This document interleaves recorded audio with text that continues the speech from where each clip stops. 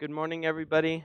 My name is Caleb Fox, and today I will be talking about pursuing God through temptation and how Joseph overcame the temptation to sleep with Potiphar's wife and how he pursued God through that.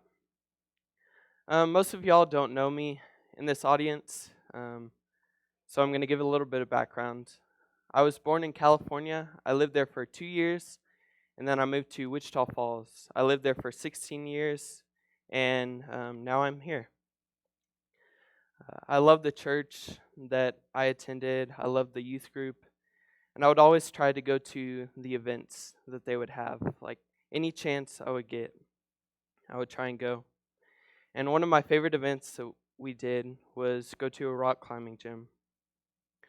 We all pulled up, about 20 of us, and there was this 100-foot tall grain silo that they had turned into a rock climbing gym, which was super cool. All of us ran out of the van, went inside, wanted to start climbing, but we of course had to do some training before we started. So we spent about 20 minutes impatiently waiting for the instructor to tell us what to do, how to work the harness, all that good stuff. And there were some people that didn't really focus on the training, so I was kind of scared. What if I decide to climb and I get somebody who doesn't know how to work the harness? So I was kind of nervous about that, but everything went fine. After we were done with the training, everybody wanted to go, and there was this line that was about 6 foot tall. And the instructor told us, if you go over that line, you need to have a harness on. And there were some people that were able to go over that line and go all the way up to the top. I was not one of those people. It was very, very challenging because I tried it. I made it up to where I wanted to, but I didn't make it up to my overachieving goal. And I noticed that the people who made it up to the top, they had a sense of accomplishment. They overcame that huge wall that they climbed. And they were screaming and hollering and saying, "I did it." And it was really cool to see how happy they were. I was happy for them. That climbing that rock wall is kind of like overcoming temptation. We work hard and we push to make sure that we're striving to be like God and not falling into what the world wants us to do. And sometimes it's just too hard for us. And it's just something that we have to work on. I'm going to read from Genesis 39, 7 through 12. And this story is about Joseph and Potiphar's wife. It's a really interesting story, and I feel like it can relate to a lot of us in some ways. So Genesis 39, 7 through 12. And after a time, his master's wife cast her eyes on Joseph and said, "Lie with me." But he refused and said to his master's wife, "Behold, because of me, my master has no concern about anything in the house, and he has put everything that he has in my charge. He is not greater in this house than I am, nor has he kept back anything from me except you, because you are his wife. How then can I do this great wickedness and sin against God?" And as she spoke to Joseph, day after day, he would not listen to her, to lie beside her, or to be with her. In this passage, we see that Joseph overcame the temptation of sleeping with Potiphar's wife. I want to emphasize verse 10. We notice that it says every day she would ask him to lie with her. It wasn't just lie with me today. It was an everyday thing. And Joseph, day after day, overcame that temptation, which to me would be very hard because there are many temptations in this world that I struggle with, and they're not easy, especially if they're coming at me every day. It's not an easy thing. Another thing is, this is later on, but in verse 14, says, "She called to the men of her household and said to them, 'See, he has brought among us a Hebrew to laugh at us.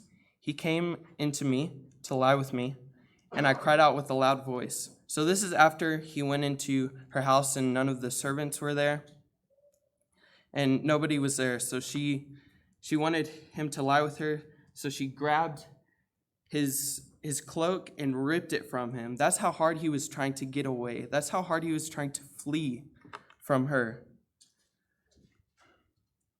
It's crazy just how much strive he had to get away from her. For those of you who had siblings, I have 2 siblings, a brother and a sister, and it kind of reminded me of how whenever I get in trouble, or me and my brother and sister are fighting, we may break something, and then the person who did it always blames it on the other person. It's never, "Yeah, I did it." It's always on the other person. And Potiphar's wife blamed it on Joseph, and he went to jail for it. We may get in trouble for something that we didn't do. That's happened many times in our world today. But I would be infuriated if I was Joseph, having to go to jail for something that I did not do. In a way, this story is like the rock climbing wall. My first point is be ready for temptation. Below that line on the rock climbing wall, it was easy. It wasn't that hard. And that can be like our life whenever we go to church on Sunday, or whenever we're on a mission trip. We have that spiritual high, and it's easy for us to stay strong.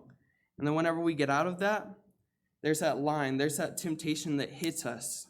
And it doesn't hit us usually very easily. It hits us pretty hard. And sometimes it's hard to deal with that. 1 Peter 5:8 says, "Be sober-minded, be watchful. Your adversary, the devil, prowls around like a roaring lion, seeking someone to devour." The devil is always looking for somebody to tempt. And I feel like that's the main thing that the devil uses to try and get us to fall into the trap and try to get us to stray away from God. So we always have to be careful. Even whenever we think we're in a good spot, that's whenever the devil uses stuff in the world to try and take us down. Point 2, work hard to get over that temptation. Whenever I was over that line, I was struggling. The above the line it wasn't easy. Whenever that temptation hits us, it's not easy. My arms were getting tired, my legs were getting tired, my mind was getting tired because I was wondering, where am I going to put my hand? Where am I going to put my foot so that I don't slip? Temptation is hard. It's not an easy thing. Look at people in the Bible who struggled. I think that's something that helps me a lot, is to look at people in the Bible who struggled and see what they did to overcome those temptations.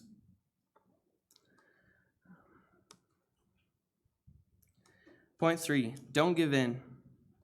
It sounds a lot easier just to back down and to just let go. Whenever I was in the harness above that line, there was somebody down below holding the rope to make sure that I wasn't going to fall or going to hit the ground if I did fall back. And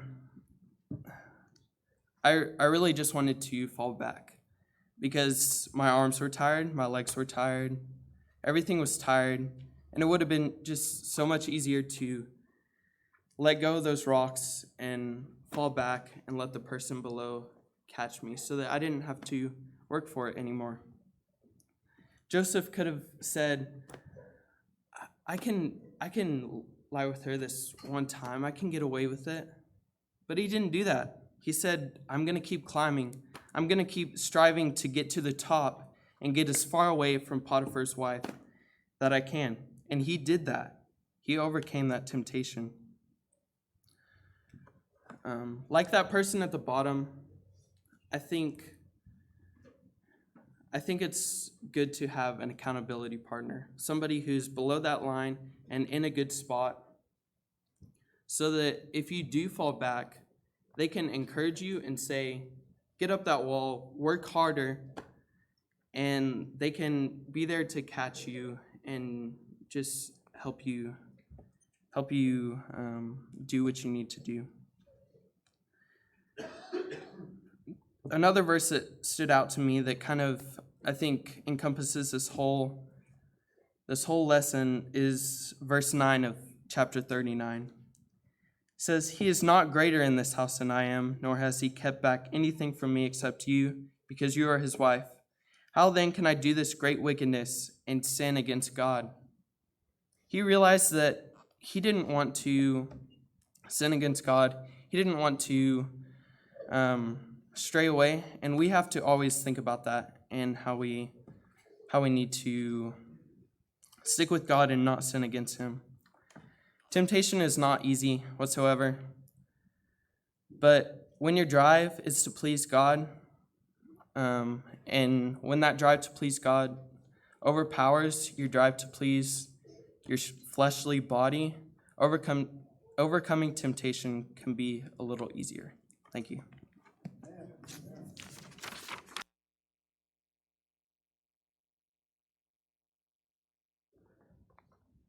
Good morning. I'm Landon Ubrig. I'm from Gilbert, Arizona. And today I wanted to continue the thought of pursuing God, but I wanted to look at it through pursuing God through our trials. And so when I initially was looking at this, I like to know kind of what words mean. So I looked up what pursuing means just to really get an idea of what it means to pursue God. And so what I found was it means to follow someone or something in order to catch or attack. And so with that definition, I initially think of like an animal hunting for its food. And I imagine this animal is out searching and it's looking for food. And eventually it finds an animal and it decides, I'm going to go after that. And so it starts to stalk its prey. And it follows and follows until it gets close enough that it's able to attack and it can eat and it'll survive. And they have to do this. Animals have to do this so that they live. This is something that just for survival they need to do. And I think this is a good parallel for us with our spiritual walk, because we need to have that same tenacity as a predator looking for food. We need to have that same hunger for God's word, and we need to be following and trying to get closer and closer to God. But I know this isn't an easy thing, because we have trials that try to distract us in our lives. We have trials that make us focus on other things, and it makes it difficult to see God in every situation. And so today I want to take a look at Matthew 14, verses 22 to 33. Matthew 14:22. And that says, "Immediately he made the disciples get into the boat and go before him to the other side, while he dismissed the crowds. And after he dismissed the crowds, he went up on the mountain by himself to pray. When evening came, he was there alone." So Jesus just now is dismissing the crowds after feeding the 5,000.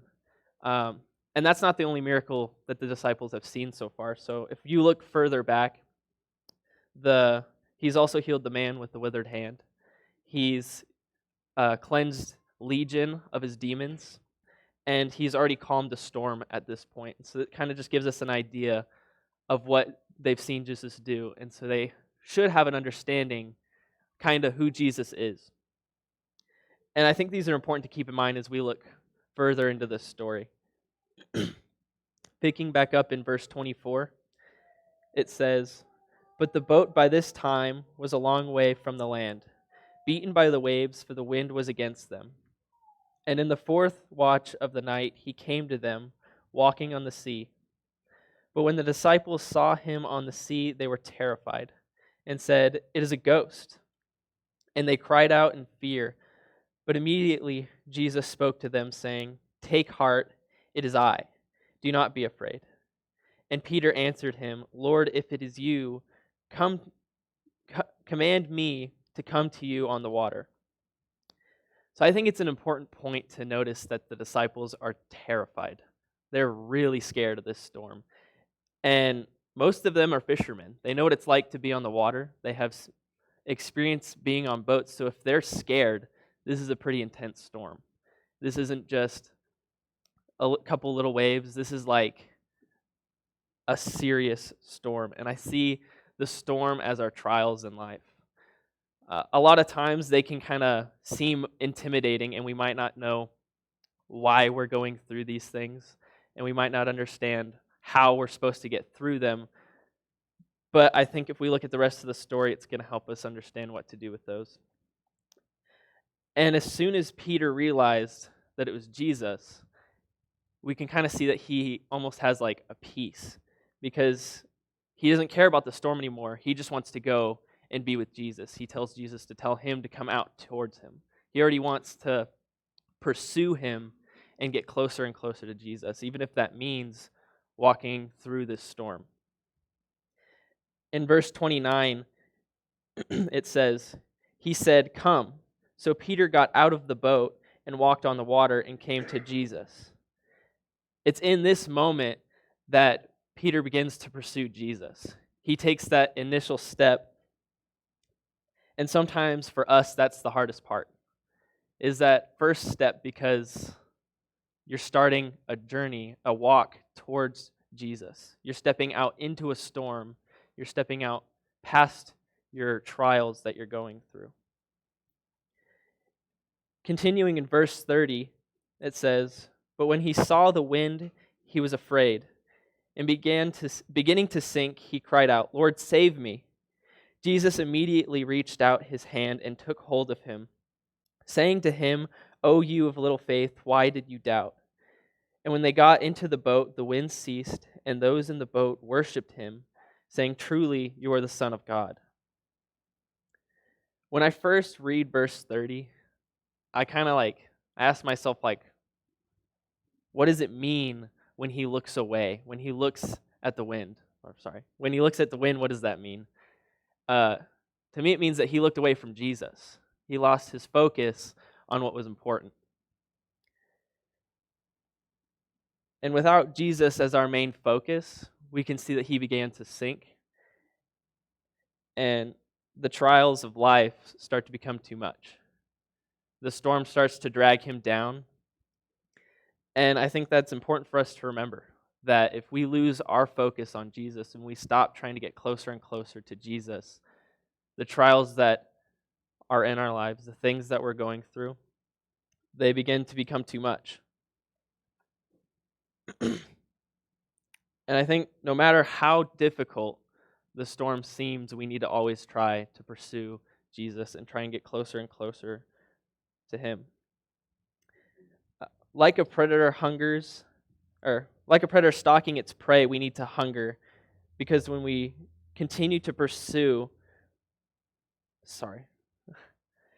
when I think of this story, I think of how Peter began to sink.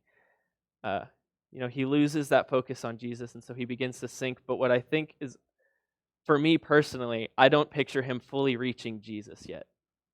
I see him kind of still being a little ways away from Jesus. And so what's important to remember is when he starts to sink, Jesus continues to walk towards him, because it says Jesus immediately reached out his hand and he grabs him. I think that's important because sometimes we fall short. Sometimes we can't fully make it to Jesus, but he meets us where we're at, even in the midst of our trials, of the toughest things that we're going through. But I think there's also an important thing for us to remember. Going back to the predator analogy, a predator can't just give up because it's having a bad day. They can't just stop looking for food because they're tired or because they're going through something. They have to keep going because they need food to survive. And in the same way, we need Jesus. Uh, so I think it's just important for us to remember that we need to keep pursuing after Jesus, but no matter what, no matter how far we make it to him, that he's going to meet us where we're at, even if we fall short. So this week, I hope that you don't let your trials get in the way of your pursuit of God. And I hope that you take the step out in faith like Peter did, and you try and get closer and closer to God, because Jesus will meet you where you are, no matter how far you make it. And going back to what Caleb said, I hope that you don't let your temptations get in the way either. I hope that you keep climbing and we keep striving to be closer and closer to God. Thank you.